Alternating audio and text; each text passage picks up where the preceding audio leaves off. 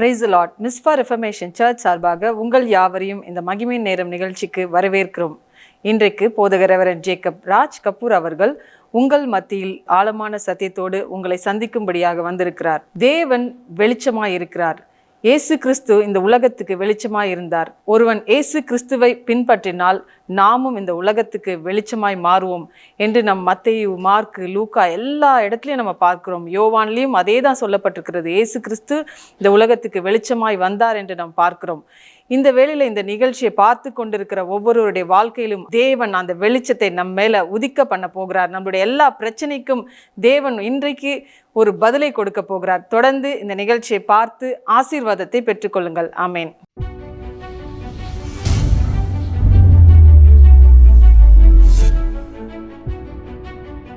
Price the Lord. மகிமையின் நேரத்துக்குள்ளாக உங்களை நாங்கள் வரவேற்கிறோம். கர்த்தர் அற்புதங்களை, அதிசயங்களை, அடையாளங்களை செய்கிற காலங்கள் இந்த காலங்கள். இந்த நாட்கள் நம்ம பார்க்கிறோம். ஒரு பெரிய விடுதலையை நம்முடைய வாழ்க்கையில் தேவன் கொடுக்கும்படியாக இந்த நாட்களில் தம்முடைய வல்லமையின் கரத்தை நமக்கு நேராக நீட்டுகிற ஒரு காலமாக, ஒரு காலகட்டமாக இந்த நாட்கள் இருக்கிறது. இந்த வருஷத்தில் தேவன் செய்கிற பல பெரிய அற்புதங்களை இந்த மாதங்கள் நம்ம பார்க்க முடியும். ஏனென்றால் கர்த்தருடைய கரம் நமக்கு முன்பதாக எப்பொழுதும் நீட்டப்பட்டு இருக்கிறது. கர்த்தர் எப்பொழுது நமக்கென்று எல்லாவற்றும் செய்து முடித்தவராக நமக்கு முன்பதாக கடந்து செல்கிறத பார்க்குற ஒரு நாட்களாக இந்த நாட்கள் இருக்கிறது. அதனால் இந்த நாளில் கர்த்தருடைய நாமத்தை நம்ம துதிக்கும் பொழுதெல்லாம் கர்த்தருடைய கரம் நமக்கென்று இறங்கி வரும். நம்ம வாசித்து பார்க்கும்பொழுது பார்த்திங்கன்னா, யாத்திராகமத்தில் முழு புத்தகத்தில் வாசித்து பார்க்கும்பொழுது இஸ்ரவேல் ஜனங்கள் எகிப்திலிருந்து வெளியில் வந்து தேவன் அவர்களை வித்தியாசமான முறையில், மிகவும் நேர்த்தியான வழியில் அவர்களை அழைத்து கொண்டு வந்து ஒவ்வொன்றாக செய்து முடித்து அவர்களுக்கு விடுதலையை கொடுத்து அவர்கள் போக வேண்டிய தேசமாகிய பாலும் தேனும் ஓடுகிற கானான் தேசத்துக்கு கூட்டி செல்லும்படியாக மோசேவையும் ஆரோனையும் அழைத்து, பிறகு ஜாஷ்வாவையும் காலேபையும் அழைத்து அப்படின்னு ஒரு பெரிய பிளானோடு அவங்கள கூட்டிகிட்டு போகிறத நம்ம பார்க்குறோம். ஜாஷ்வா புத்தகத்தில் நம்ம வாசித்து பார்க்கும்பொழுது 1 முதல் 5 அதிகாரத்துக்குள்ளாக வாசித்து பார்க்கும்பொழுது அவர்கள் பாலும் தேனும் ஓடுகிற தேசமாகிய கானானை சுதந்திரிக்கிறாங்க. இது இந்த வாக்குத்தத்தத்தை தேவன் இந்த ஊரை இவர்களுக்கு தரப்போகிற ஒரு வார்த்தையை இவர்களுடைய முற்பிதாக்களாகிய ஆபிரகாம், ஈசாக்கு, யாக்கோபு, பிறகு மோசேவின் இடத்துல சொல்லி இந்த ஜனங்களை வெளியில் கூட்டிகிட்டு வரார். முதல் முறையாக நம்ம பார்க்கிறோம், ஆபிரகாமுக்கு பிள்ளைகளே இல்லாதிருக்கிற காலகட்டத்தில் தேவன் ஆபிரகாமை அழைத்து ஒரு பெரிய ஆசீர்வாதத்தை கொடுக்கிறார். வானத்திலையும் பூமியிலும் உன்னை நான் ஆசீர்வதிக்க போகிற விதமே வித்தியாசமாக இருக்க போகிறது. பூமி எங்கிலும் உன்னுடைய ஜனங்கள் உன்னாலே பருகி பெருகப் போகிறார்கள். நீ ஒரு ஆசீர்வாதமாக இருக்க போகிற, என்னை வெளிப்படுத்துகிற, என்னுடைய தேசத்தை நிரப்புகிற ஒரு தலைவனாக உன்னை வைக்கப் போகிறேன். அதனால் ஆபிரகாம் அநேக பிள்ளைகளுக்கு தகப்பனாக இருப்பான் என்று சொல்லுகிற வார்த்தையோடு தேவன் அவரை ஆசீர்வதித்து 12ஆம் அதிகாரம் 1-2-3 ஒரு ஆசீர்வாத வார்த்தைகளை சொல்லி அவரை அனுப்பி வைக்கிறார். அவர்களை கூட்டி செல்கிறார். கூட்டி கொண்டு வரும்பொழுதெல்லாம் தேவன் இந்த வாக்குத்தத்தங்களை ஞாபகப்படுத்தி பேசிக்கொண்டே வருகிறார். ஆபிரகாமுக்கு பிள்ளைங்களே இல்லை. ஆபிரகாமுக்கு பிள்ளைகளே இல்லாதிருக்கும் பொழுது பார்த்தீங்கன்னா தேவனுக்கு முன்பதாக வந்து கேட்கிறார், ஆண்டவரே, நீர் என்னை ஆசீர்வதிக்கிற தேவனாக இருக்கிறீர் என்று நீ சொல்லுகிறீர். இதை நான் எப்படி அறியப் போகிறேன்? இது எனக்கு எப்படி வாய்க்கப் போகிறது அப்படின்ற வார்த்தை கேட்கிறார். 15ஆம் அதிகாரம் 1, 2, 3, 4 வசனங்களை வாசித்து பார்க்கும்போது தெரிகிறது, தேவரீர் நீர் எனக்கு என்ன தருவீர்னு ஒரு வார்த்தை சொல்லுகிறார். அதற்கு தேவன் அற்புதமான ஒரு வார்த்தை சொல்லுகிறார். ஆபிரகாமை அயர்ந்த நித்திரைக்குள்ளே வரப்பண்ணி அவரை தூங்க வச்சுட்டு நல்ல ஒரு தன்னை மெய் மறந்திருக்கிற நேரத்தில் நம்ம பார்க்கும்போது புதிய ஏற்பாட்டினுடைய அடிப்படையில் பார்க்கும்போது ஆவிக்குள்ளாக்கின்னு ஒரு பதத்தை நம்ம பார்க்க முடியும். ஆவிக்குள்ளாக்கி தேவன் ஆபிரகாமுக்கு செய்யப்போகிற அற்புதமான திட்டத்தை, அவங்க பிள்ளைங்களுடைய எதிர்காலத்தை ஆபிரகாமுக்கு ஒரு பிக்சரைஸ் பண்ணி காட்டுகிறார். 15ஆம் அதிகாரத்தில் நீங்கள் 13 முதல் 17, 18 வசனங்கள் வரைக்கும் வாசித்து பார்க்கும்பொழுது இந்த அற்புதமான நிகழ்வை நீங்கள் கவனிக்கலாம். ஆபிரகாம் அயர்ந்த நிலையில் இருக்கிறான். ஒரு அற்புதமான தரிசனம் வருகிறது. தேவன் இறங்கி வந்து முன்பதாக நடந்து செல்கிறார்.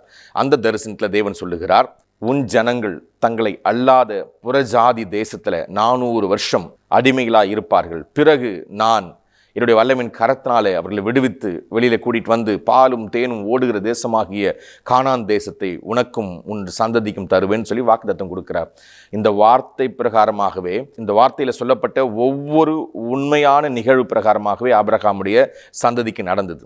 வாசித்து பார்க்கிறோம், கவனித்து பார்க்கிறோம். 15ஆம் அதிகாரம் ஆதியாகமத்தில் ஆபிரகாமுக்கு பிள்ளைகளே இல்லை, முதல் பிள்ளையே பெறவே இல்லை. அப்படி இருக்கும் பொழுதே தேவன் 500 வருஷம் வரைக்கும் தன்னுடைய சந்ததி எப்படி இருக்க போகுது ஒரு அற்புதமான ஒரு பிக்சரை காட்டுகிறார். இந்த வார்த்தைகளை கவனிக்கிற உங்களை பார்த்து நான் பேசுகிற மிக முக்கியமான ஒன்று, நாம் தேவனை ஏற்றுக்கொண்டிருக்கிறோம். கர்த்தராக இயேசு கிறிஸ்துவே வழி, சத்தியம், ஜீவன் என்று ஏற்றுக்கொண்டிருக்கிறோம். நமக்கு யாரும் கிடையாது, நமக்கு முன்பதாக ஒருவரும் இல்லை. நம்மை கவனிக்கவோ, நம்மை பாதுகாக்கவோ, நம்மை கை நடத்தி கூட்டிகிட்டு போகவோ, நமக்கு முன்பதாக நமக்கு பின்பதாக சப்போர்ட்டோ எதுவுமே இல்லாத ஒரு வாழ்க்கையில் தவித்து கொண்டிருக்கிற சூழ்நிலை ஒருவேளை நீங்கள் இருக்கலாம், இந்த வார்த்தைகளை கேட்டுக்கொண்டிருக்கலாம். ஆனால் தேவன் உங்களை வைத்திருக்கிற திட்டம், உங்களை குறித்து வைத்திருக்கிற திட்டமே வேறு. அவர் சாதாரண ஒரு திட்டத்தோடு நம்மை அழைக்கவே இல்லை. அவர் நம்மை அழைக்கும் பொழுதே நம்மை அவர் பார்த்த விதமே வேறு. முதன்மையாக ஒரு மிக முக்கியமான ஒரு சத்தியத்தை நம்ம புரிந்து கொள்ள வேண்டும். நாம் ஆவியிலே பிறந்தவர்கள் முதல்ல, இரண்டாவதான் சரீரத்தில் பிறந்தவர்கள். இந்த பூமி உண்டாவதற்கு முன்பதாகவே தேவன் நம்மை அழைத்து, நம்மை தெரிந்து கொண்டு, நமக்கு ஒரு பெயர் வைத்து தான் பிறகு பூமிக்குள்ளே அனுப்பியிருக்கிறார். இன்றைக்கி நம்ம 2025 கவனித்து கொண்டிருக்கிறோம். இந்த நாட்களில் கர்த்தருடைய வார்த்தை நீங்கள் கவனிக்கிறீங்க. ஆனால் இந்த 2025 இந்த வார்த்தையில் கவனிப்பீங்கன்னு சொல்லி நீங்கள் பிறப்பதற்கு முன்பதாகவே தேவன் திட்டத்தை, பெரிதான ஒரு திட்டத்தை வைத்து கொண்டிருக்கிறார். அதனால் ஒருபோதும் நம்ம தோல்வி அடையவே முடியாது, ஒருபொழுதும் நம்ம வெட்கப்பட்டு போகவே முடியாது, ஒரு பொழுதும் எந்த இடத்துல சோர்ந்து போய் இனி நமக்கு அடுத்த ஸ்டெப்பே கிடையாது, இனி வாழலாம் முடியாது, இனி நமக்கு எதுவுமே கிடையாதுங்க, இனிமேல் நான் இருந்து என்ன பண்ண போகிறேன், எனக்குன்னு எதுவுமே இல்லைங்க அப்படின்னு ஒருவேளை நீங்கள் நினைத்து கொண்டு இந்த நிகழ்ச்சியை பார்த்து கொண்டிருக்கலாம். உங்கள் வாழ்க்கையில் தேவன் பெரிய திட்டத்தை வைத்து கொண்டிருக்கிறார். நீங்கள் உங்களை பார்க்க வேண்டிய விதம் தான் வேறு. வேதம் சொல்லுகிறது, இந்த பூமி உண்டாவதற்கு முன்பதாகவே தேவன் உங்களை அழைத்து ஆசீர்வதித்து பெரிய அற்புத அதிசய அடையாளமாக உங்களை பூமிக்கு அனுப்பியிருக்கிறார் என்று. அதனால்தான் பூமியில் தெளிவான முறையில் பல இடங்களில் நம்ம ஜெயிக்க வைக்கிறதுக்கு தான் தேவன் பல திட்டங்களை எல்லாத்தையும் ரெடி பண்ணி வைத்து தான் நம்ம காத்து கொண்டு இருக்கிறாராம். வேதம் சொல்லுகிறது, எபேசியர் 1:4 பூமியினுடைய அஸ்திபாரங்கள் போடுவதற்கு முன்பதாகவே அவர் நம்மை அழைத்திருக்கிறார் என்று. ஆச்சரியமானவர். Before the foundations of the earth சொல்லுகிறார். பூமியினுடைய எந்த விஷயமும் அவர் நிர்ணயிப்பதற்கு முன்பதாக, செய்வதற்கு முன்பதாகவே நம்மை அவர் கிறிஸ்து இயேசுவுக்குள் தெரிந்து கொண்டபடியே என்று தான் எபேசியர் 1:4 சொல்லுகிறது. அப்பேற்பட்ட ஒரு அழைப்பு பெற்ற ஒரு மனுஷன் தான் நாம், அப்பேற்பட்ட ஒரு அழைப்பு பெற்ற ஒரு ஜனந்தான் நீங்கள். அப்பேற்பட்ட அழைப்பு பெற்றிருக்கிற நாம் எந்த வகையிலும் எங்கேயும் சோர்ந்து போய் ஒரு மூலையில் உட்காருவதற்காக அழைக்கப்பட்டவங்களே இல்லை. எதுவுமே நம்மை தோற்கடிக்காது. வாழ்க்கையில் அது என்ன நஷ்டமாக இருக்கலாம், என்ன துக்கமாக இருக்கலாம், எதை வேணால் நம்ம இழந்திருக்கலாம். இனி மேல்பட்டு இழப்பதற்கு என்கிட்ட ஒன்றுமே இல்லை, இருக்கிற கடைசி விஷயத்துக்கு நான் இழந்து போயிட்டு ஒரு வேளை சொல்லலாம். கடனுடைய பாரங்கள் அளவுக்கு அதிகமாக இருக்கலாம், வியாதியினுடைய கொடுமை சொல்ல முடியாத அளவுக்கு வலி வேதனையோடு இருக்கலாம். ஐயோ, ஒரு பெரிய ஒரு இழப்புங்க, சொல்ல முடியாது, இவ்வளோ பெரிய இழப்புங்க எனக்கு ஒரு வேளை சொல்லலாம். இதுக்கப்புறம் யாருமே இல்லைன்னு சொல்லலாம். இல்லை இல்லை, வேதம் சொல்லுகிறது, தேவன் சொல்லுகிறார், கர்த்தராகிய இயேசு கிறிஸ்து சொல்லுகிறார், பயப்படாதே, நான் உன்னோடு கூட இருக்கிறேன், நான் உனக்கு துணை செய்கிறேன் என்று சொல்லுகிறார்.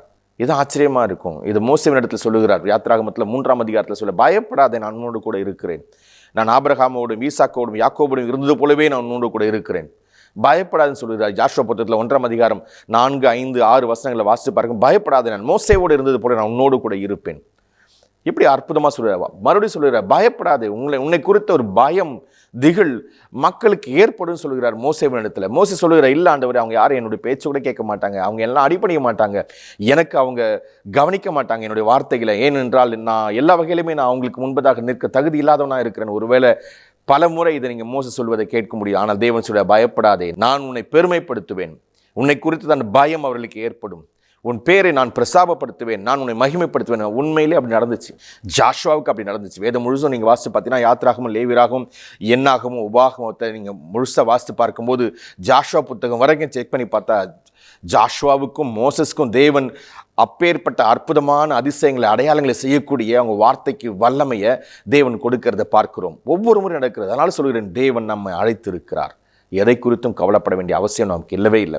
எதை குறித்தும் பயப்படாதீங்க. கர்த்தர் பெரிய காரியங்கள் நமக்கு செய்வார். இங்கே நம்ம யோசித்து பார்க்குறோம், இஸ்ரவேல் ஜனங்கள் இன்னும் பிறக்கவே இல்லை. ஆபிரகாமுக்கு ஒரு குழந்தை கூட இல்லாத போதே தேவன் சொல்லுகிறார், உன்னுடைய ஜனங்கள் தங்களை எல்லாத புறஜாதி தேசத்தில் அடிமைகளாக இருந்து விடுதலையாக்க முடியும், விடுதலையாக்க போகிறேன் என்ற திட்டத்தை ஆபிரகாமுக்கு சொல்லும் பொழுது அவருக்கு முதல் பிள்ளை இல்லை. பிறகு பாருங்க, ஈசாக்கு பிறகுறார், பிறகு யாக்கோபு பிறக்கிறார், பிறகு யாக்கோபுக்கு 12 பிள்ளைங்க பிறக்கிறாங்க. அந்த யாக்கோபுடைய 12 பிள்ளைங்களும் சேர்ந்து தான் இந்த எகிப்துக்குள்ளே போகிறாங்க. கிட்ட ஒரு 70-75 பேராக அங்கே போய் நின்று அங்கிருந்து பார்த்தீங்கன்னா ஒரு பெரிய ஜனங்களாக, ஒரு பெரிய கிட்டத்தட்ட 25 லட்சம் பேர் உள்ள ஒரு மக்களாக மாறுகிறார்கள். அவர்களை விடுவித்து வெளியில் கூட்டிகிட்டு வருகிற ஒரு மிக முக்கியமான ஒரு வேலையை தான் மோசேவின் இடத்துல கொடுக்கிறார். அவங்க வெளியில் வர வேண்டும் என்றால் அந்த ராஜா அவங்களை வழி விடணும், அவங்கள அனுப்பி வைக்கணும். ஆரம்பத்தில் எகிப்தினுடைய எல்லா வாழ்க்கைக்கு வேண்டிய எல்லாமே அடிப்படை வசதியாகிய உணவு மற்றும் மிக முக்கியமான அவங்களுடைய ஆதாரமாக இருக்கிற எல்லாவற்றையுமே கவனிக்கிற ஒரு ஆளாக யாக்கோபுடைய பிள்ளையை பார்த்தீங்கன்னா தேவன் நியமிக்கிறார். அது ஆச்சரியமாக இருக்கும். யோசேப்புக்கு அந்த பதவி கொடுக்கப்படுகிறது. யோசேப்புக்கு ஆதியாகமத்தில் 41 அதிகாரம் 41 வசனம் வாசித்து பார்க்கும்பொழுது, பின்னும் பார்வோன் யோசேப்பை நோக்கி, பார், உன்னை எகிப்து தேசம் முழுவதுக்கும் உன்னை அதிகாரியாக்கினேன் என்று சொல்லி ஒரு அற்புதமான விஷயத்தை, பார்வோன் தன் கையிலே போட்டிருந்த தன் முத்திரை மோதிரத்தை கழற்றி அதை யோசேப்பினுடைய கையிலே போட்டு மெல்லிய வஸ்திரங்களால் அவனை உடுத்தி பொன் சாரப்பணியை அவன் கழுத்திலே தரித்து அவனுக்கு பின்பு 2வது இடத்துல அவனுக்கு கையில் கொடுக்கறத நம்ம பார்க்கிறோம். 41 அதிகாரம் 41, 42, 43 என்று கவனித்து பார்க்கிறோம் ஆதியாகமத்தில். அப்பேற்பட்ட மிகப்பெரிய ஒரு உயர்வு யோசேப்புக்கு கொடுக்கப்படுகிறது, யாக்கோபுடைய மகனுக்கு கொடுக்கப்படுகிறது. யோசேப்பு தேவனுடைய தரிசனங்களுடைய ஒரு மனுஷனாக இருக்கிறான். எல்லா மறைபொருளையும் வெளிப்படுத்தக்கூடிய தேவனுடைய ஆவியினால் நிரப்பப்பட்டவனாக இருக்கிறான். அவனை தேவன் உயர்த்தி தான் இந்த எகிப்தையே பார்த்து கொள்ளுகிற ஒரு பொறுப்பை கையில் கொடுக்கிறார். இதெல்லாம் ஒரு சாதாரண விஷயமே இல்லை. நம்ம இடத்துல ஒரு பொறுப்பு வருகிறது, ஒரு வேலை வருகிறது, ஒரு நல்ல ப்ராஜெக்ட் வருகிறது, ஒரு மிக முக்கியமான ஒரு உயர்வுக்கான ஒரு விஷயம் வருகிறது என்றால் நம்ம புரிந்து கொள்ள வேண்டும், அது நமக்கு தரப்படவில்லை. நம்மை கொண்டு தேவன் தன்னை யார் என்பதை ப்ரூவ் பண்ணுவதற்காகவே கொடுக்கப்படுகிறது. இங்கே நம்ம கவனித்து பார்க்கிறோம், ஆபிரகாம் இடத்துல ஒரு பெரிய வாக்குத்தத்தத்தை தேவன் சொல்லுகிறார். நான் உன்னை பெரிய ஜாதி ஆக்கப் போகிறேன்னு சொல்லிட்டு. அடுத்தது உன்னுடைய ஜனங்கள் 400 வருஷம் ஒரு இடத்துல அடிமையாக இருந்து பிறகு விடுதலை ஆவார்னு சொல்லுகிறார்.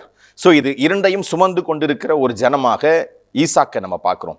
ஈசாக்குடைய வாழ்க்கையில் அது வெளிப்படவே இல்லை. ஈசாக்கினுடைய வாழ்க்கையில் இந்த விஷயங்கள் எந்த இடங்களிலும் தெரியாமே இருந்துச்சு. வெறும் அவர்களுக்கு 2 மகன்கள் பிறக்கிறாங்க. அந்த 2 மகனும் 2 ராஜ்யங்களாக தெரிகிறாங்க. 2 ராஜ்யம் ஒன்றோடு ஒன்று இணைந்து ஒன்றாக போகாமல் ஒன்றுக்கு விரோதமாக ஒன்று இணைந்து விரோதமாய் போய் கொண்டிருக்கிறத மட்டும் நம்ம பார்க்க முடிகிறது. மற்றபடி இந்த வாக்குத்தத்தங்களுடைய தேவைகள் எதுவுமே அவங்க வாழ்க்கை இல்லாமல் இருக்குது. எல்லாமே நல்லா தான் போயிட்டுருக்கு. எதுவுமே இருக்கிற மாதிரி தெரியல, எதுவுமே குறைவாக பார்க்கவே முடியல. அப்பேற்பட்ட ஒன்றை நம்ம கவனித்து கொண்டே இருக்கும்போது தான் ஒன்று தெரிகிறது. ஒருவனை விட்டு ஒருவன் போக வேண்டிய ஒரு இடம், தகப்பன் தாயை ஒரு இடத்துல விட்டு யாக்கோபு மாத்திரம் வேற ஒரு இடத்துக்கு ட்ராவல் பண்ணி போகணும். யாக்கோபு போகிற இடத்துல பார்க்குறோம் அடிமையாக இருக்கிறான். கிட்டத்தட்ட பார்த்தீங்கன்னா அவன் வெறும் மந்தைகளை பார்க்கிற ஒரு வேலையை மட்டும்தான் செய்து கொண்டு இருக்கிறான். வேறு ஒன்றும் பெரிதாக அவனுக்கு கொடுக்கப்படுவதாக தெரியவே இல்லை. அப்போ எதையும் பார்த்தா விஷன்ஸ் ஒன்றும் பார்த்தீங்கன்னா ஏற்கனவே சொன்ன ட்ரீம்ஸ் அண்ட் விஷன்ஸ் உண்மைதான். ஆனால் அது பெருசாக எதுவுமே சாதித்ததாக இல்லை, நியூ திங்ஸ் நியூ டோர்ஸை ஓப்பன் பண்ணுறது போல், ஒரு புது வழி வாசலை ஓப்பன் பண்ணுவது போல், நியூ போர்ட்டல்ஸ் லைஃப்பில் ரிலீஸ் பண்ணுவது போல் எதுவுமே தெரியல. பாதி பேருடைய வாழ்க்கையில் சொல்லப்பட்ட தீர்க்க தரிசனங்களும் கனவுகளும் தேவனுடைய விளையேற பெற்ற வார்த்தையினுடைய அதிசயமாக இருக்கிற தேவன் கொடுத்துருக்கிற திட்டங்களும் வெளிப்படாமே இருக்கும். ஆனால் சொல்லி கிட்டத்தட்ட எத்தனையோ வருஷமாக இருக்கும். என் வாழ்க்கையில் ஆண்டவர் சொன்னாருங்க, எனக்கு பாஸ்டர் ஜோம் பண்ணும்போது சொன்னாருங்க, நான் வெறுத்து வாசிக்கும்போது இந்த வார்த்தை நான் வாசித்தேங்க, இது என்னுடைய வாக்குத்தத்தமாக இந்த வருஷத்தில் ஆரம்பத்தில் எனக்கு கொடுத்தாருங்க அப்படின்னு சொல்லி பல வருஷமாக சொல்லக்கூடிய விசுவாசிகளை பலமுறை நம்ம பார்த்துருக்கிறோம். ஆனால் தேவனுடைய வார்த்தை ஒருபொழுதும் கீழே விழும்படியாக விடப்படவே இல்லை என்றதை நீங்கள் சாமுவேலுடைய வாழ்க்கையில் சாமுவேலை அழைக்கும் போதே தேவன் சொல்லுகிறார். அவன் வாயிலிருந்து வந்த வார்த்தை ஒன்றை கூட தேவன் கீழே விடவில்லை என்று சொல்லப்பட்டிருக்கிறது. அதுதான் நம்முடைய வாழ்க்கையில் தேவன் சொல்லியிருக்கிற வார்த்தைகள் எல்லாமே வாக்குத்தத்தம், அதெல்லாம் பலிச்சே தீரும். இங்கே கவனித்து பார்க்கிறோம், பழைய ஏற்பாட்டில் ஆபிரகாம், ஈசாக்கு, யாக்கோபுனுடைய லைஃப்பில் ஒருத்தருக்கு சொன்னதை 3 தலைமுறை 4 தலைமுறை 5 தலைமுறை வரைக்கும் சுமக்கிறத பார்க்குறோம். அதுபோல் புதிய ஏற்பாட்டில் இருக்கிற நமக்கும் இப்படி இருந்தால் எப்போங்க இதெல்லாம் நடக்க போகுது? இன்னைக்கு நான் இதை பார்க்காம என்னுடைய பிள்ளையினுடைய பிள்ளை பார்க்கறதுனால என்னங்க பிரயோஜனம்? இன்னைக்கு இருக்கிற கடன் பாரமும், இன்னைக்கு இருக்கிற இந்த வியாதியினுடைய கொடுமையோ, இன்னைக்கு இருக்கிற இந்த பிரச்சனையை இன்னைக்கு பதில் வரலன்னா இன்னும் எங்களுக்கு ஒரு 10 வருஷம் பொறுத்தோ இல்லை ஒரு 100 வருஷம் பொறுத்தோ அந்த பதில் வந்துச்சுன்னா அது யாருக்குங்க பயன்? அதை பார்க்கிறதோ அதெல்லாம் கடந்து போயிடாதுங்க. நீங்கள் சொல்கிறது கொஞ்சமாக யூஸ் ஆகுமா அப்படின்னு ஒரு கேள்வி ஒருவேளை நீங்கள் கேட்கலாம். ஆனால் கவனித்து பார்த்தால் நமக்கு தெரிகிறது, புதிய ஏற்பாட்டில் கர்த்தராக இயேசு கிறிஸ்து என்கிற ஒரு விலையேற பெற்ற ஒரு வழி நமக்கு வைக்கப்பட்டு இருக்கிறது. தேவன் தம்முடைய விலையேற பெற்ற கிருபையாக தம்முடைய வழியை நமக்கு தம்முடைய சொந்த இரத்தத்தினாலே நமக்கு கொடுத்திருக்கிறார். இயேசு கிறிஸ்துவின் இரத்தத்தினாலே சகலத்தை மாற்றி அமைக்கக்கூடியது புதிய ஏற்பாட்டில் மட்டும், புதிய ஏற்பாட்டு விசுவாசிகளுக்கு மட்டும் கொடுக்கப்படுகிறது. இது அப்போஸ்தலர் புத்தகத்தில் 1 முதல் நம்ம வாசித்து பார்க்கும்போது 2ஆம் அதிகாரத்தில் ஆரம்பிக்கிற புதிய உடன்படிக்கையினுடைய காலங்கள் நம்முடைய வாழ்க்கையில் பரிசுத்த ஆவியானவர் வந்த பின்பு எல்லாவற்றையும் மாற்றி அமைக்கிறத பார்க்கிறோம். இயேசு கிறிஸ்து மரித்தோரிலிருந்து உயிரோடு எழுந்த உடனே அவர் பரலோகம் சென்று தேவனுடைய வலது பார்சத்தில் வீற்றிருக்கும் பொழுது அங்கிருந்து பார்க்கிற அந்த பார்வை நம்முடைய வாழ்க்கையில் இதையெல்லாம் மாற்றி அமைக்கிறதா இருக்கிறது. இன்னைக்கு நீங்கள் யோசிக்கிற ஒன்றை நீங்கள் உங்கள் காலத்தில் நீங்கள் இப்பொழுதே பார்க்கக்கூடிய ஒரு நிலையை, ஒரு அதிசயமான ஒரு காலங்களை நீங்கள் இப்பொழுதே பார்க்க முடியும். அப்படி ஒரு போர்ட்டல்ஸை ஓப்பன் பண்ணக்கூடியது பரிசுத்த ஆவியானவராலே உங்களுக்கு கொடுக்கப்படுகிறது. நான் பார்க்குறோம், பேதுருவை தேவன் அழைக்கிறார். லூக்கா புத்தகத்தில் 5ஆம் அதிகாரத்தில் 5ஆம் வசனத்து முதல் நம்ம பார்க்கிறோம். 10ஆம் வசனத்தில் அழகாக தெளிவாக சொல்லுகிறார், நான் உன்னை மனிதர்களை பிடிக்கிறாய் மாற்றுவேன்னு சொல்லிட்டு பேதுரு வெயிட் பண்ணுறார். கிட்டத்தட்ட பார்த்தீங்கன்னா வெயிட் பண்ணுறார். கொஞ்ச காலங்களில் நடக்கிறது. அடுத்த ஒரு 4-5 வருஷங்களுக்குள்ளாகவே நடக்கிறது. அந்த வார்த்தையை சொல்லி அதிகபட்சமாக ஒரு 4-5 வருஷத்துக்குள்ளே நடக்க தொடங்கிடுச்சு. 5 வருஷத்துக்குள்ளாகவே பரிசுத்த ஆவியானவர் மீது வந்து இறங்குறார். இறங்கின உடனே ஜனங்கள் எங்க இருக்கிற ஜனங்கள் அவரை நோக்கி அவருக்கு முன்பதாக வருகிற ஒரு ஒரு ஒரு ஒரு அதிசயத்தை அப்போஸ்தலர் 3ஆம் அதிகாரம் 4ஆம் அதிகாரம் 5ஆம் வசனத்தை பார்க்கிறோம். அவர் ஒரு முறை பேசினாலும் ஒரு அற்புதத்தை செய்தாலும் 3000 பேர் 5000 பேராக அவருக்கு பின்பதாக பின்பற்றி வருகிறத பரிசுத்த ஆவியானவர் சுவிட்ச் ஆன் பண்ணுகிறத பார்க்கிறோம். இப்போ நான் கவனிச்சு பார்க்கிறோம், பழைய ஏற்பாட்டில் மோசேச தேவன் அழைச்சி அவரை கூட்டிட்டு போகும்படி 40 வருஷம் கிட்டத்தட்ட பார்த்தீங்கன்னா 80 இயர்ஸ்க்கு அப்புறமா தான் அந்த மினிஸ்ட்ரிக்கு வருகிறார். 80th இயர்ல மினிஸ்ட்ரி அவர் கையில கொடுத்து அடுத்த கிட்டத்தட்ட பார்த்தீங்கன்னா 80 இயர்ஸ்க்கு மேல காட் வந்து பார்த்தீங்கன்னா ஒரு அவர் நடத்துகிறத கவனிச்சு பார்க்கிறோம். கிட்டத்தட்ட அவர் போகிறார் பெருசா ஒரு மாற்றமும் இல்லை. போக வேண்டிய இடத்துக்கும் போகல, செய்ய வேண்டியது முழுசா செய்து முடிக்கல, நடக்க வேண்டிய நடத்தி முடிக்க முடியல.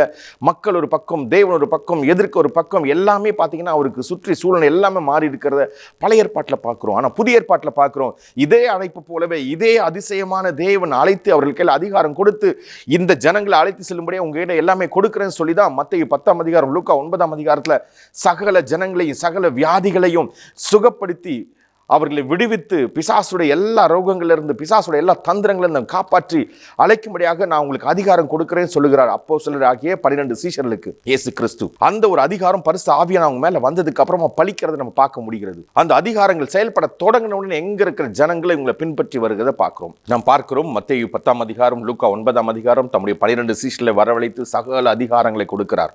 சகல பிசாசுகளை துரத்துவோம், வியாதியஸ்தர்களை குணப்படுத்துவோம், இயேசு கிறிஸ்துவை வழி சத்தியம் ஜீவன் என்று சொல்லக்கூடிய மிக முக்கியமான ஒரு நற்செய்தி அவங்க கையில் கொடுத்து அதை அனுப்புகிறத பார்க்குறோம். அது செயல்படுக ஆரம்பித்த இடமே பார்த்தீங்கன்னா அப்போஸ்தலர் 2ஆம் அதிகாரத்தில் பரிசுத்த ஆவியானவர் அவர்கள் மீது வந்ததுக்கு அப்புறம் அது செயல்படுகிறத பார்க்குறோம். 2:38 2:37 கவனித்து பார்க்கும் பொழுது அப்போஸ்தலர் புத்தகத்தில் பேதுரு கிட்ட வந்து எல்லாருமே கேட்கிறார்கள், நாங்கள் மனம் திரும்ப வேண்டும் என்றால் நாங்கள் என்ன செய்ய வேண்டும்? இந்த பரிசுத்தாவின் வரத்தை பெற வேண்டும் என்றால் நாங்கள் என்ன செய்ய வேண்டும்? நாங்கள் அடுத்த ஸ்டெப் போனோம், நாங்கள் என்ன செய்ய வேண்டும்? கேள்வி கேட்குறாங்க. அப்படி கேள்வி கேட்ட உடனே அதுக்கான ஒரு வழிநடத்தல் அவர் சொல்லுகிறார். அந்த வழிநடத்திலே அவங்க வாழ்க்கைக்கான வழியாக, வாசலாக, ஜீவனாக மாறுகிறது. அதுவே இயேசு கிறிஸ்து என்கிற மிக உன்னதமான ஒரு டோரை ஓபன் பண்ணி அந்த போர்ட்டல் வழியா உள்ள வரும்படியாக ஒவ்வொருவருக்கும் வழி திறக்கப்படுகிறது. இப்போ நம்ம கவனிச்சு பார்க்கிறோம், பழைய ஏற்பாட்டில் பெரிய ஒரு டைம் எடுத்துச்சு. நியூ டெஸ்ட்மெண்ட்ல அந்த டைமே இல்லாமல் இருக்கிறத நான் பார்க்கிறோம். இதான் புதிய கவனத்துக்குள்ள வரும்பொழுது தேவன் நமக்கு கொடுத்திருக்கிற மிக முக்கியமான உன்னதமான வழிகள், வாசல்கள். நம்ம இதை பார்க்க வேண்டிய ஒரு இடத்துல இருக்கிறோம். பல பேர் இதை பார்க்காமே பேசி கொண்டு இருக்கிறோம். கவனிச்சு பார்க்கிறோம், எங்க இருக்கிற ஒரு மனுஷன் இவங்க எல்லாருமே அழுத்தி வேற விதமான கஷ்டத்தை கொடுத்து இந்த தேவனை கர்த்தராக இயேசு கிறிஸ்துவை மறுதலித்து அவரை விட்டு விலகி ஓட வேண்டும். அவருடைய வழி அல்ல, அவருடைய வழி முழுக்க இஸ்ரவேல் ஜனங்களுக்கு விரோதமானது என்று சொல்லி அந்த வார்த்தையை எடுத்துக்கொண்டு உலகம் முழுசும் டிராவல் பண்ணான்னு சொல்லி அங்கிருந்து எருசலேமிலிருந்து வெளியில வருகிறார். தமஸ்குக்கு நேராக போகிற அந்த மனுஷனை தான் பரிசுத்த ஆவியானுடைய வெளிச்சம் பட்ட உடனே அவனுடைய கண்கள் குருடாகி பிறகு சுகமாக்கும்படியாக அனனியா என்னும் பேரில் ஒரு சீஷன் வந்து கைகளை வைத்து சுகப்படுத்தின பின்பு பார்த்தீங்கன்னா அவர் பேசுகிற பேச்சு எல்லாம் வித்தியாசமா இருக்கிறது. இயேசுதான் வழி, வாசல், ஜீவன், அவர்தான் எல்லாமே என்று சொல்லக்கூடியது அவருடைய வாயிலிருந்து வருகிற அளவுக்கு அவருக்கு தேவன் கண்களை திறந்து விடுகிறார். அற்புதங்களால், அதிசயங்களால், அடையாளங்களாக அவரை கொண்டு பரிசுத்த ஆவியானவர் செயல்படுகிறதையும் செயல்பாட்டை எப்படி செயல்படுத்த வேண்டும் என்கிற அற்புதமான டீச்சிங்ஸ் அவர் வாயின் வழியாகவே 1 கொரிந்தியர் 12:14 சொல்வதை நம்ம வாசித்து பார்க்கிறோம் வேதத்தில். எது யார் எதிர்க்கிறார்களோ, எது யாருக்கு புரியவில்லையோ அவர்களுக்கு புரிய வைத்து அதையே சுமக்கிற ஒரு வாழ்க்கையை புதிய ஏற்பாட்டில் கொடுக்கிறத நம்ம கவனித்து பார்க்கிறோம். அப்படித்தான் புதிய ஏற்பாட்டில் டைமே இல்லாத ஒன்றை டைமை சிறிதாக்கி விட்டு தேவன் செய்ய நினைத்திருக்கிற காரியங்களுக்கு வெயிட் பண்ண வேண்டியது இல்லைங்க, இப்போவே நடக்குங்க, நீங்கள் அதற்குள்ளாக பரிசுத்த ஆவியில் நீங்கள் நிரம்புனீங்கன்னா இப்பொழுதே நீங்கள் காண்பீர்கள் அப்படி சொல்லக்கூடிய ஒன்றை புதிய ஏற்பாட்டில் பார்க்குறோம். பழைய ஏற்பாட்டில் பார்த்தீங்கன்னா இந்த ஒரு இருதயத்தை, இந்த ஒரு எண்ணத்தை, இந்த ஒரு சூழ்நிலையை தேவன் வைத்திருக்கிறதும் அதற்குள்ளாக மனிதர்கள் வர வேண்டும் என்றும் எதிர்பார்க்கிறார். மனிதர்களோ அப்படி வர முடியாமல் வெறும் சரீர பிரகாரமாகவே தேவனிடத்தில் வந்து தேவனுக்கு முன்பதாக நின்று சரீர பிரகாரமாக பார்வை பார்த்து சரீர பிரகாரமாக எல்லாவற்றையும் கவனிக்கிறத பார்க்குறோம். அதனால தான் பரிசுத்த ஆவியான ஒரு சில பேரை மட்டும் தெரிந்து கொண்டு அவர்களை கொண்டு பேசுவதும் அவர்களை கொண்டு நடப்பதும் அவர்களை கொண்டு மற்றவர்களை நடத்துவதும் இதெல்லாம் பார்க்க முடிகிறது. இதுதான் மோசே, இதுதான் ஜாஷுவா, இதுதான் ஆபிரகாம், ஈசாக்கு, யாக்கோபு, இதுதான் தாவீது, இதுதான் சாமுவேல். இப்படி தான் நம்ம பார்க்க முடிகிறது. ஸோ டைமிங் ஏன் எடுக்கிறதுன்னு சொல்லி கேட்டால் ஒரு மனிதனை மட்டுமே பயன்படுத்த வேண்டியதாக இருக்குது. அந்த ஒரு மனிதனை கொண்டு அற்புதங்கள் நடக்கிறது. டைம் வெயிட் பண்ண வேண்டிய அவசியம் இல்லாமல் எல்லாவற்றையும் ஸ்பீடாக செய்கிறத பார்க்குறோம். ஆனால் ஜனங்களை வழிநடத்த வேண்டும் என்றும் போது மட்டும் டைம் பயங்கரமாக எக்ஸ்பேண்ட் ஆகிருக்கிற நம்ம கவனித்து பார்க்கிறோம். அதனால தான் நம்ம கவனித்து பார்க்கிறோம். புதிய ஏற்பாட்டில் நம்ம கவனிக்க வேண்டிய ஒன்று, கர்த்தராக இயேசு கிறிஸ்துவை தரித்து கொண்டிருக்கிற உள்ளுக்குள்ள பரிசு ஆவியானவருக்கு இடம் கொடுத்திருக்கிற ஒவ்வொருடைய வாழ்க்கையிலும் இப்பொழுதே அற்புதங்கள் நடக்க காத்து கொண்டு இருக்கிறது. இப்பொழுதே அதிசயங்கள் நடக்க காத்து கொண்டு இருக்கிறது. இப்பொழுதே கர்த்தருடைய ஆவியான இறங்கி அற்புதத்தை அதிசயத்தையும் அடையாளத்தையும் செய்ய காத்து கொண்டு இருக்கிறார். அவருடைய விலையேற பெற்ற வல்லமை ஒரு மனுஷன் மேலே இறங்கும் போது அவன் வேறு மனுஷனாய் மாறுகிறான். அவன் வேறு மனுஷனாய் மாறின உடனே அவனை சுற்றி எல்லாமே மாற வேண்டிய ஒரு கட்டாயம், ஒரு அவசியம் ஏற்படுகிறது. தேவன் அப்படி ஒரு பிரசனத்தை இறக்கி அவருடைய மேகத்தை, அவருடைய மகிமையை, அவருடைய தேவ தூதர்களை இறக்கி அற்புதத்தை செஞ்சே ஆகணும், அடையாளத்தை பார்த்தே ஆகணும். என் ஜனங்கள் காத்திருக்கிறவர்களுக்கு ஒருபோது வெட்கப்பட்டு போவதில்லை சொல்லி கர்த்தருக்கு காத்திருக்கிற புது பலன் வந்தே தீர வேண்டும் என்கிற ஒரு காலமாக புதிய ஏற்பாட்டில் பரிசாவியை பெற்றுக்கொண்ட ஒரு மனுஷனுடைய வாழ்க்கையில அப்பொழுதே இச்சனமே அப்படின்னு சொல்லக்கூடியது நடக்க ஆரம்பிக்கிறது. இதுதான் தேவன் நமக்கு கொடுத்த மிகப்பெரிய ஒரு பரிசு. அதனால எபேசியர் 2:7 2:8 சொல்லுகிற கிருபையினாலே விசுவாசத்தை கொண்டு ரட்சிக்கப்பட்டீர்கள், இது உங்களால் உண்டானதல்ல, இது தேவனுடைய ஈவு என்று சொல்லுகிறார். 2:8 எபேசியர்ல 7 சொல்லுகிறார், நாம் அவரோடு கூட சிங்காசனத்தில் அவரோடு கூட உட்கார்ந்து கொண்டிருக்கிறோமா, எல்லாவற்றையும் சுதந்திரிக்கிற இடத்துல நம்ம உட்கார்ந்து கொண்டிருக்கிறோம். இவையெல்லாம் உன்னுடையதை மாறக்கூடியதா இருக்கிறது. நீங்கள் அவரை பார்க்க வேண்டிய விதத்துல, பரிசாவிக்குள்ளாக நிரம்பி நிற்க வேண்டிய விதத்துல நீங்க உங்களை வெளிப்படுத்தும் போது இவையெல்லாம் உங்களுக்கு தெரிய தொடங்க போகுதுன்னு சொல்லுகிறார். அதுதான் என்னுடைய காலம். ஆம் சொல்லாமா, அதிசயம் சொல்லாமா, இது எனக்கு நடப்பதாகன்னு சொல்லலாமா? பழைய ஏற்பாட்டில் பேசினது போல எல்லா ஜனங்களும் இவை எல்லாவற்றையும் கண்ணெதிர்க்க பார்த்தாங்க. ரொம்ப ஸ்லோவான டெலிவரன்ஸ் நடக்க ஆரம்பிச்சது. பார்க்கிறோம் 10 விதமான வாதைகள். இஸ்ரவேலுக்கு தேவன் அற்புதத்தை, அதிசயத்தை, அடையாளத்தை காட்டும்படியாகவே எகிப்தியருடைய வாழ்க்கையில 10 விதமான வாதைகளை தேவன் வெளிப்படுத்துகிறார். 10 விதமான வாதைகள். தண்ணீர் பார்த்தீங்கன்னா எல்லாமே ரத்தமாக மாறுகிறது. அது ஆச்சரியமா இருக்குது. ரத்தமாக மாறுகிறது. எங்கும் தவளைகள், எங்கும் பேன்கள், இது போன்ற பல விதமா எகிப்தியரை வாதித்து எகிப்தியருடைய தேவர்களை நியாயம் தீர்த்து இஸ்ரவேலருக்கு விடுதலை கொடுக்கும்படியாக எகிப்தியருக்கு ஜட்ஜ்மெண்ட் கொடுத்து கொண்டே வருகிறார். 10 வாதைகளும் அதை தான் சொல்லுகிறது. 10 வாதைகளும் அவர்கள் வணங்கின தேவர்களையும் தேவர்களுடைய ஆசீர்வாதங்களையும் ஜட்ஜ்மெண்ட் பண்றதை நம்ம பார்த்து கொண்டே வருகிறோம். மோசே இதை இனிஷியேட் பண்றதை பார்க்கிறோம். புதிய ஏற்பாட்டில் இன்று நாம் பரிசுத்த ஆவியில நிரம்பின உடனே, பரிசுத்த ஆவியா நம்ம மீது வந்த உடனே சகல பிசாசுகளை துரத்தவும், அசுத்தாவிகளை துரத்தும் அதிகாரம் மீது வந்து செயல்பட தொடங்குகிறது. அப்பொழுது இது போன்று இருக்கிற எல்லா பிசாசுடைய தந்திரங்கள் வேரோடு வேறு அறுபடுது நம்ம பார்க்கிறோம். பழைய ஏற்பாட்டில் இது புரியாது இருக்கிறது. யாரோ ஒருவரை கொண்டு தன்னுடைய வலது கரத்தை நீட்ட வேண்டும், தன் கையில் இருக்கிற செங்கோலை நீட்ட வேண்டும், இல்லை செங்கோலை எடுத்து பேச வேண்டும், இப்படி எல்லாம் மோசேவுக்கு கொடுக்கப்படுகிற அசைன்மெண்ட்டா பார்க்கிறோம். ஆனால் புதிய ஏற்பாட்டில் இயேசு கிறிஸ்து நாமத்தினால எழுந்து பேசும்பொழுது, பரிசாவில் நிரம்பி இருக்கிற ஒரு மனுஷன் இயேசு கிறிஸ்து நாமத்தினால இறங்கி வாயில திறந்து பேசும்பொழுது அற்புதங்கள், அதிசயங்கள், அடையாளங்கள், ஒருத்தருக்கு மட்டும் இல்லை ஊருக்கே மாற்றக்கூடிய அற்புதங்கள், அதிசயங்கள், அடையாளங்கள் நடக்க தொடங்குறத பார்க்கிறோம். அப்போஸ்தலர் 8ஆம் அதிகாரத்தில் பிலிப்பை கொண்டு நடக்கிறது. 7ஆம் அதிகாரத்தில் ஸ்தேவானை கொண்டு நடந்தது என்று சொல்லப்பட்டிருக்கிறது. பார்க்கிறோம். பவுல் எங்கு சென்றாலும் இதையே நடக்கிறத பார்க்கிறோம். பேதுரு எங்கு சென்றாலும் நடக்கிறத பார்க்கிறோம். இந்த நாட்களில 2025 உலகம் முழுவதும் பரிசுத்த ஆவியில நிரம்பி செய்து ஊழியம் செய்கிற ஒவ்வொருத்தருடைய வாழ்க்கையிலும் இதே அற்புதங்கள், அதிசயங்கள், அடையாளம் நடக்கிறத பார்க்கிறோம். அப்பேற்பட்ட ஒரு போர்ட்டல பரிசுத்த ஆவியானவர் நம்மை கொண்டு நம்முடைய வார்த்தைக்கு தேவன் ரிலீஸ் பண்றதை பார்க்கிறோம். அப்படி ஒரு மண்டலம் ரிலீஸ் ஆகுது நம்ம பார்க்கிறோம். அதனால சொல்றேன், திகையாத கலங்காத நான் உன் தேவன் சொல்லுகிறது வாக்குதத்த வார்த்தை மட்டுமல்ல, அதை கவனித்து அந்த வார்த்தை எனக்கு செயல்படணும்னா பரிசுத்த ஆவியில நிரம்பி, தேவனுடைய எண்ணங்கள்ல நிரம்பி, தேவனுடைய வார்த்தைகள் நிரம்பி ஜெபிக்க தொடங்குறவங்களுக்கு இந்த பதில் வருகிறது. நாம் எப்படி ஜெபிக்கணும்னா பரிசுத்த ஆவியானவராலே நிரப்பப்பட்டு ஜெபிக்கப்படணும். அவருடைய முழு பிரசனத்தினால நிரம்பி நம்ம ஜெபிக்கும் பொழுது தேவன் நம்முடையதை, நமக்கு வைத்திருக்கிற வாக்குத்தத்தங்களை அப்பவே ஆக்டிவேட் பண்றதை நம்ம பார்க்கிறோம். இந்த நாள் நம்ம அப்படி ஜெபிக்க போகிறோம். இந்த வார்த்தையில கேட்கிற ஒவ்வொருத்தர் வாழ்க்கையில் இருக்கிற எல்லா தடைகள் விலகும்படியாக, அவங்களுக்கு முன்பதாக வந்து வைக்கப்பட்டிருக்கிற எல்லா தடை கற்கள் உடைக்கப்படும்படியாக, அது வியாதியா இருக்கலாம், வேலை இல்லாத தன்மையா இருக்கலாம், வீட்டுக்குள்ள ஆசீர்வாதம் இல்லாமல் இருக்கலாம், பொருளாதாரத்துல மிகப்பெரிய ஒரு பின்னடைவா இருக்கலாம், மிகப்பெரிய கடன்ல இருக்கலாம், பல வருஷமா நான் படுத்த படுக்கையா இருக்கணும் ஒரு வேலை சொல்லலாம். உங்களுக்கு நேராக இந்த வேலை நாங்கள் ஜெபிக்க போகிறோம். பரிசுத்த ஆவியான வல்லமையின் கரம் இப்பொழுது இறங்கி வந்து உங்களுக்கு ஒரு விடுதலை கொடுத்து, ஒரு அற்புதத்தை கொடுத்து, ஒரு அதிசயத்தை செய்து, ஒரு புதிய வழி வாசலை திறந்து, நீங்கள் எதிர்பார்க்காத ஒரு வழியாக தேவன் அற்புதங்களால், அதிசயங்களால், அடையாளங்களால் உங்களுக்கு இந்த நாட்களில் நன்மை செய்யும்படியாக, தன்னுடைய மிராக்கிள்ஸை வெளிப்படுத்தும்படியாக நாம் ஜெபிக்க போகிறோம். தேவன் தம்முடைய வல்லமையின் கரத்தை உங்களுக்கு நேராக நீட்டும்படியாக நாம ஒன்றுதான் செய்ய வேண்டும். வார்த்தையில கொஞ்சம் கவனிக்கணும். புதிய ஏற்பாட்டில் நம்ம கவனிச்சு பார்க்கிறோம். மத்தேயு, மார்க்கு, லூக்கா, யோவான்ல இயேசு கிறிஸ்துடைய முழுமையான வரலாற்று, எப்படி வந்தார், எப்படி நடந்தார், எப்படி பேசினார், பரிசுத்த ஆவியானவர் அவரை எப்படி மூடினார், எப்படி பரிசுத்த ஆவியினால நடத்தப்பட்டார், எப்படி மரித்தோரை உயிரோடு எழுப்பினார், மரித்த 3 பேரை உயிரோடு எழுப்பின இயேசு கிறிஸ்துவ புதிய ஏற்பாட்டை நாம் பார்க்கிறோம். தண்ணீர் மீது நடப்பது யோசிக்கவே முடியாத அற்புதங்கள். 5 மீனை கொண்டு எப்படி 5000 பேருக்கு போஷித்து மீதி 8000 பேருக்கு மேல இருக்கிறவங்களை அவர் கவனிக்க முடிந்தது. சீஷர்கள் கையில எப்படி மீதத்தை எடுத்து கையில கொடுக்க முடியும். இதெல்லாம் பார்க்கும்பொழுது தேவனால் நடக்க செய்ய முடியாதது எல்லாவற்றையும் இயேசு கிறிஸ்து பூமியில செய்து காட்டி, இது மற்றவங்களால் ஆகாது, தேவனால் எல்லாமே ஆகும் என்று செய்து காட்டுகிறார். அதுக்கு அடுத்த ஸ்டெப் ஒன்று பார்க்கிறோம். இவை எல்லாம் நம்ம கிட்ட சொல்றாரு, என்னை காட்டில் அதிகம் நீங்க செய்ய முடியும்னு சொல்லிட்டு. இந்த வார்த்தைகளை கேட்கிற உங்களை பார்த்து நான் பேசுகிறேன். உங்க வாழ்க்கையில இன்னைக்கு எந்த சூழ்நிலையா இருந்தாலும் சரி, இயேசு கிறிஸ்துவின் நாமத்துக்கு முன்பதாக இயேசு கிறிஸ்துவத்தில் அடிபணிந்து அவர் பிரசனத்துல நிரம்பி நீங்க ஜெபிக்கும் போது உங்க வாழ்க்கையின் சூழ்நிலை தலைகீழாக மாறியே ஆக வேண்டும். வேதம் ரொம்ப தெளிவா சொல்லுது. எபேசியர் 1:4 பிரகாரமாக அவர் நம்மை தெரிந்து கொண்டிருக்கிறார், நம்மை அழைத்திருக்கிறார். அவர் நம்மை அழைத்ததினாலே நமக்கு உண்டாயிருக்கிற மகிமை இதுதான் என்று பார்க்கிற கண்களை திறந்து விட்டிருக்கிறார். எபேசியர் 1:18-19 பிரகாரமாக இந்த ஆசீர்வாதம் என்னுடையது என்று சொல்லி நம்ம ஜெபிக்க போகிறோம். ஜெபிக்கலாமா இந்த வேளையில? நன்றி தகப்பனே அப்பா, இந்த வார்த்தைகளை கேட்கிற ஒவ்வொருத்தரும் மேலும் விலையேறப்பட்ட பிரசனம் இறங்கி வருத்தம் தகப்பனே. ஒரு விடுதலையின் கரம் இவர்கள் பார்க்கும்படியாக செய்யுங்க.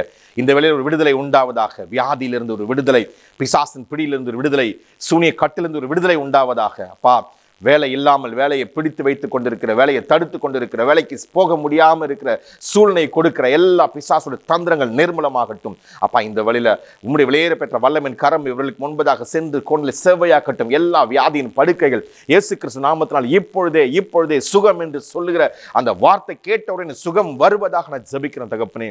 வியாதிகளை ஏற்படுத்தி வீட்டுக்குள்ள குழப்பங்களை ஏற்படுத்தி கொண்டிருக்கிற எல்லா பிசாசுடைய தந்திரங்கள் தகப்பனே இந்த வேலை நிர்மூலமாவதாக ஜெபிக்கிறேன். அப்பா, அவருடைய பரிபூர்ண சுகத்தை, பலத்தை, ஆரோக்கியத்தை கொடுங்க தகப்பனே. நெடுநாளாய் காத்து கொண்டிருக்கிற, எதிர்பார்த்து கொண்டிருக்கிற ஒவ்வொரு ஆசீர்வாதங்கள் மேல கட்டவிழ்க்கப்படுவதாக நான் ஜெபிக்கிறேன். பொருளாதாரத்தில் ஒரு பெரிய ஒரு மாற்றம் வரட்டும் தகப்பனே. எல்லா கடன்கள் தீரட்டும் தகப்பனே.